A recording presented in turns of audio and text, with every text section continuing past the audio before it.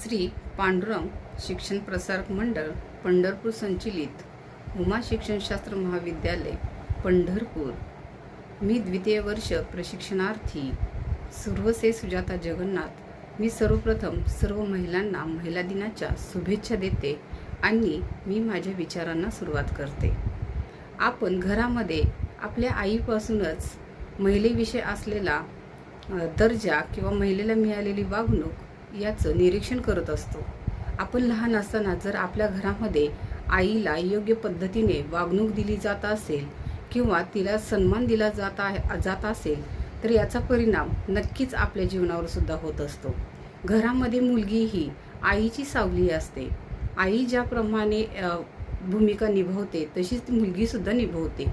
मग ती आईला जर घरामध्ये वागणूक व्यवस्थित मिळत नसेल किंवा तिला सन्मान मिळत नसेल, तिला कोणत्याही निर्णयामध्ये तिला सहभागी करून घेतलं जात नसेल तर त्याचा प्रभाव सुद्धा मुलीवर पडत असतो।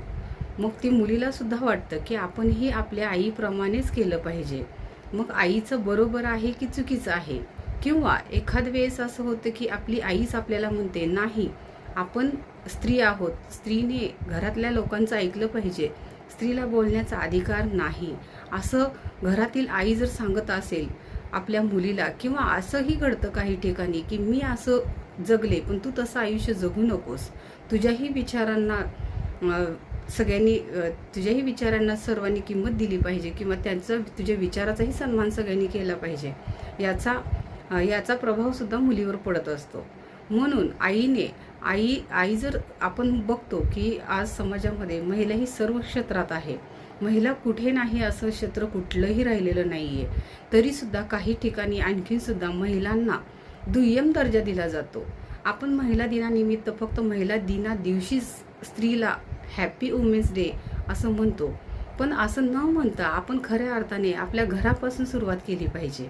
आपल्या घरात असलेल्या स्त्रीला आपण जर सन्मानाने वागणूक दिली तर ती स्त्री जी आहे ती आनंदाने आपल्या घरामध्ये आपलं घर, कुटुंब, संसार किंवा आपली मुलं बाळं यांचं संगोपन योग्यरित्या करते। त्याचबरोबर आपल्या घरावरती किंवा आपल्या समाजामध्ये आपल्या मुलाबाळांना कोणत्याही पद्धतीने त्रास होऊ नये याचाही विचार ती करत असते।